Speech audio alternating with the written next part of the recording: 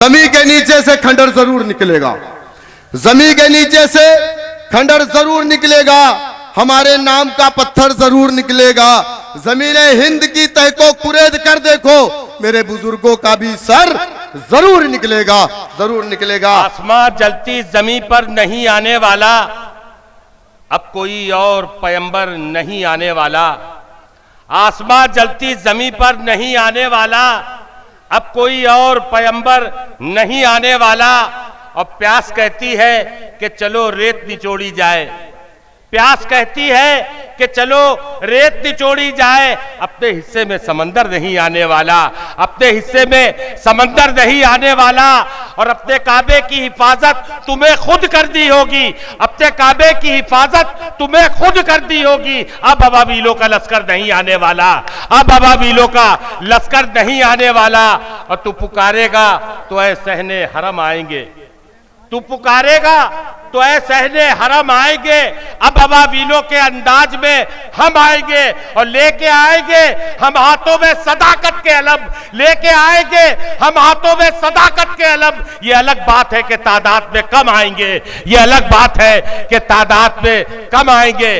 और रेत पर अपने लहू से हमें लिखनी है गजल, रेत पर अपने लहू से हमें लिखनी है गजल। अपने हिस्से में कहां लाओ कलम आएंगे, रेत पर अपने लहू से हमें लिखनी है गजल, अपने हिस्से में कहां लाओ कलम आएंगे। और आई जाएगा कोई मर्द इब्राहिम सिफत, आई जाएगा कोई मर्द इब्राहिम सिफत। जब भी अल्लाह के घर में ये सनम आएंगे, जब भी अल्लाह के घर में ये सनम आएंगे। मुत्तहिद हो तो बदल डालो निजामे गुलशन, मुत्तहिद हो तो बदल डालो निजामे गुलशन, मुंतशिर हो तो मरो शोर मचाते क्यों हो। और जो 70 सालों से सियासत चली आ रही है कि पैसे दो, करोड़ रुपया दो पार्टियों के नेताओं को, फिर वो तुम्हें टिकट देंगे और उसके बाद उन करोड़ों रुपयों को अरबों में तब्दील करना होगा।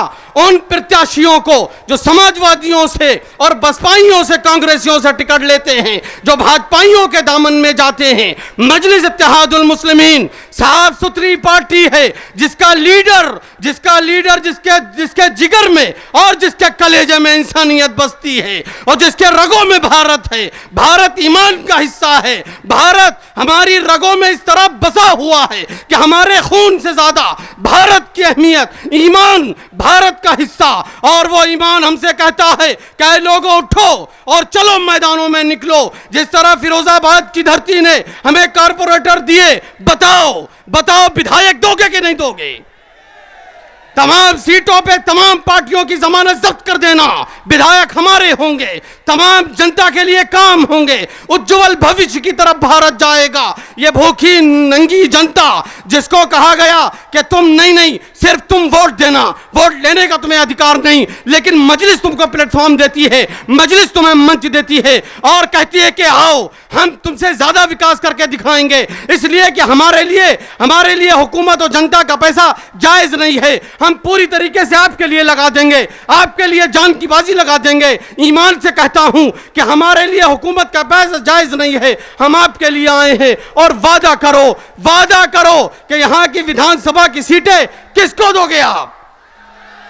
मजलिस को दीजिएगा। जब मजलिस को आप सीटें दोगे तो मजलिस का विधायक विधानसभा की तरफ जाएगा, तो उसके साथ आपका फ्यूचर जाएगा, उसके साथ आपका मुस्तकबिल जाएगा, उसके साथ आपका भविष्य जाएगा। खुदा कसम मजलिस के विधायक आपकी आवाज होंगे, मजलिस के विधायक आपकी जिंदगी होंगे, मजलिस के विधायक आपके दुख सुख में खड़े रहेंगे। मजलिस के विधायकों का लीडर जो है नकीब मिल्लत जनाब बैरिस्टर अज़्ज़ुद्दीन ओवैसी साहब चंद मिनटों में आपके दरमियान तशरीफ फरमा होंगे, जो हजारों किलोमीटर से आपके दरमियान आ रहे हैं। आखिर उसको क्या पड़ी, उसको इंसानियत की कद्र पता है, इंसानियत की ललक पता है। वो इंसानियत के लिए तड़पता है, मरता है, वो रातों को सजदा करता है, रब के हुजूर रोता है और कहता है कि ये भारत की जनता, कुछ लोग तो अमीर घरानों में रहते हैं, जाओ उन नेताओं की जिंदगी देखो जिनके लग्जरी और पौश महल्ले में घर बने हुए हैं, जिनको तुम वोट देते हो, उनकी जिंदगियां देखो, फिर अपनी जिंदगियां देखो। आखिर तुम कहां आ गए हो? तुम्हें समझना होगा, तुम्हें आंखें खोलनी होंगी और अक्ल के नाखून लेने होंगे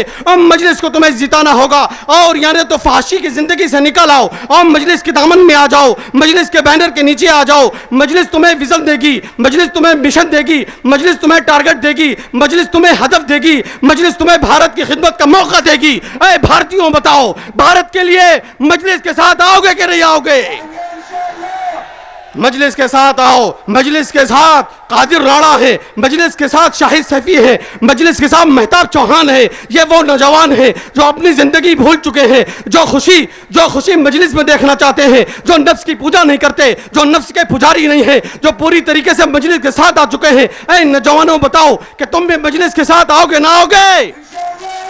मजलिस के साथ आइए और फिर देखिए कैसा जिंदगी खुशगवार होती है और कैसे आप डेमोक्रेसी का हिस्सा बनते हैं और कैसे आप भारत की खिदमत करते हैं। तुम यही तो कहते थे कि हमारा कोई लीडर नहीं, तुम यही तो कहते थे कि हमारा कोई कायद नहीं, तुम यही तो कहते थे हमारा कोई रहबर नहीं, हमारी कोई कयादत करने वाला नहीं।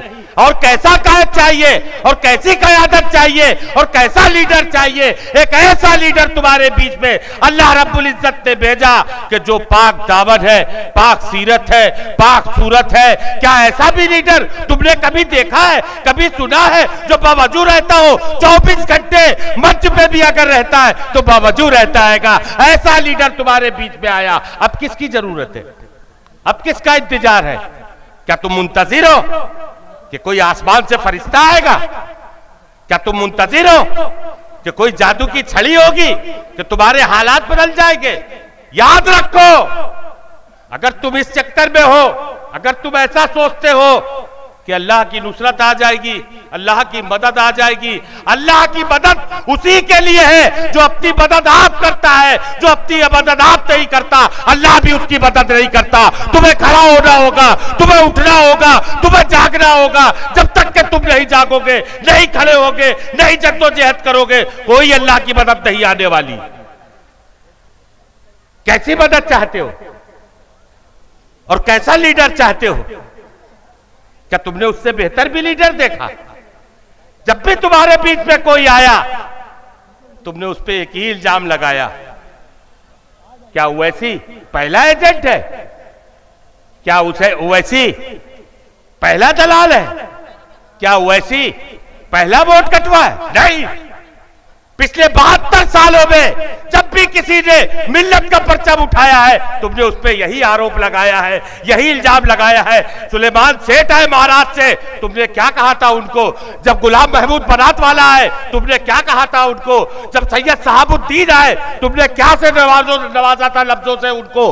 अभी तुम्हारी पीस पार्टी है, तुमने क्या कहा उसको? उलमा काउंसिल आई, क्या कहा उसको? मुस्लिम लीग आई, क्या कहा उसको? मुस्लिम मजलिस आई, क्या कहा उसको? मसावात आई, क्या कहा उसको? कभी तुमने वोट दिया? कभी नहीं दिया। लेकिन तुम इस बात पे सबसे आगे हो कि वो तो दलाल है, वो तो फलाना है, वो तो ढिमकाना है। क्यों? ऐसा क्यों? कभी सोचा है तुमने? शुक्ला जी आ जाए वो वोट कटवा नहीं है, मिश्रा जी आ जाए वोट कटवा नहीं है, यादव जी आ जाए वोट कटवा नहीं है, कुशवाहा जी आ जाए वोट कटवा नहीं है। लेकिन अगर ओवैसी आएगा तो वो वोट काटेगा। कभी सोचा है? कभी दिमाग से अपने सोचा है ऐसा क्यों है? इस देश के अंदर 5093 पार्टियां हैं, वो वोट नहीं काटेगी। लेकिन अगर ओवैसी आएगा तो वोट कटेगा। कभी सोचा है तुमने? ये सवाल ये है मुसलमानों, आपकी आवाज कौन है? कौन है आपकी आवाज? आपकी आवाज अगर हिंदुस्तान में बेजबानों की जबान, मजलूमों की आवाज, वंचित शोषितों की आवाज अगर कोई है तो वो समाजवादी पार्टी के कायदीन नहीं है, वो बहुजन समाज या कांग्रेस बीजेपी में रहने वाला मुसलमान नहीं है, बल्कि वो एक लीडर है जो सरजमीने दक्कन से आता है। उस लीडर का नाम बैरिस्टर असदुद्दीन ओवैसी साहब। 2013 में मुजफ्फरनगर का दंगा हुआ, समाजवादी पार्टी की हुकूमत थी। आप मुझे बताइए कि मुजफ्फरनगर समाजवादी पार्टी के अलीगढ़ के नेताओं से पूछिएगा, उन चपरासियों से पूछिएगा कि मुजफ्फरनगर तुम्हारा एमएलए, तुम्हारा मिनिस्टर कहीं क्यों नहीं गया? सारे के सारे मुलायम सिंह यादव ने कहा कि साहब चलो सैफई में, वहां चल करके नंगा डांस देखेंगे। 2012 से 17 तक समाजवादी की हुकूमत में खालिद मुजाहिद को मार दिया गया पुलिस कस्टडी के अंदर। हकीम तारिक कासमी, खालिद मुजाहिद को उठाया गया, आजमगढ़ से बाराबंकी बताया गया, RDX AK-47 बता करके जेल में डाला गया। बहुजन समाज पार्टी की हुकूमत थी, लोगों का दबाव पड़ा, प्रेशर पड़ा, तो निमेश कमीशन का गठन हुआ। निमेश कमीशन ने 2014 में अपनी रिपोर्ट अगस्त के महीने में पेश की। उस निमेश कमीशन ने अपनी रिपोर्ट में कहा खालिद मुजाहिद, हकीम तारिक बेगुनाह हैं, जिन पुलिस वालों ने इन्हें फंसाया है उनके ऊपर मुकदमा होना चाहिए। निमेश कमीशन को पटल पे नहीं लाया गया, उत्तर प्रदेश की विधानसभा के अंदर कचरे के डब्बे में डाल दिया गया। कौन सा इंसाफ हुआ हमारे साथ? समाजवादी पार्टी ने अपने मैनिफेस्टो में कहा था कि मुसलमानों, हम सत्ता में आएंगे, आतंकवाद के झूठे मुकदमे में जिन मुसलमानों को सलाखों के पीछे डाला गया है उन्हें हम रिहा करेंगे। तो निमेश कमीशन की रिपोर्ट पर अमल क्यों नहीं किया गया? हकीम तारिक को रिहा नहीं किया गया। किसके मुकदमे वापस लिए गए?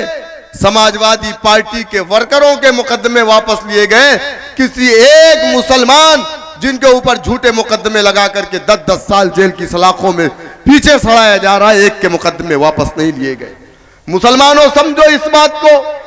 अगर आप इस सब बात को समझ रहे हैं कि आप समाजवादी पार्टी से किसी मुसलमान एमएलए को जिता करके भेज देंगे तो उससे आपका मुस्तकबिल बेहतर हो जाएगा, कभी नहीं हो सकता। यह हमारा मुल्क एक जमहूरी मुल्क है और जमहूरियत की सबसे बड़ी ताकत आपके मकान नहीं है, आपके खेत नहीं है, आपके बागीचे नहीं है, आपके पैसे नहीं है। जमहूरियत की सबसे बड़ी ताकत अगर कुछ है तो उस ताकत का नाम सियासत है, सियासत है, सियासत है।